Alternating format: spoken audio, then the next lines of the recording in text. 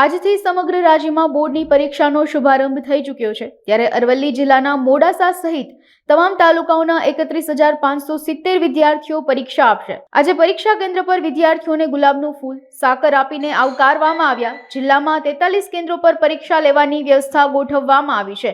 જિલ્લામાંથી ધોરણ 10ના 18,761 વિદ્યાર્થીઓ, ધોરણ 12 સામાન્ય પ્રવાહના 10,702 અને સાયન્સ પ્રવાહના 2,107 વિદ્યાર્થીઓ પરીક્ષા આપશે।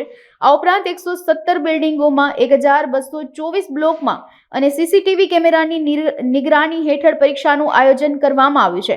પરીક્ષા દરમિયાન 35 પોલીસ અધિકારીઓ અને 616 સુરક્ષાકર્મીઓ ખડે પગે રહેશે।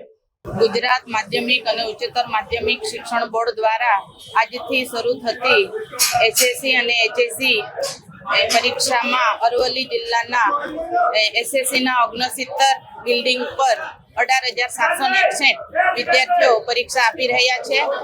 શાંતિપૂર્ણ પરીક્ષા લેવાય એ માટે દરેક વિદ્યાર્થીને શુભેચ્છા પાઠવીએ છીએ। એચએસસીમાં સેન્સિટિવ કેન્દ્રો 38 જેટલા છે। 38 છે એચએસસીમાં। વિદ્યાર્થીઓની સંખ્યા 31,667 જેટલી છે। માધ્યમિક પરીક્ષા બોર્ડની પરીક્ષાઓ શરૂ થઈ ત્યાર પછી મોડાસા સ્કૂલમાં સતત પરીક્ષાઓ લેવાય છે। ચાલુ વર્ષે 900 વિદ્યાર્થીઓ મોડાસા અને સર્વોદય હાઈસ્કૂલમાં પરીક્ષા આપવા માટે બેસશે।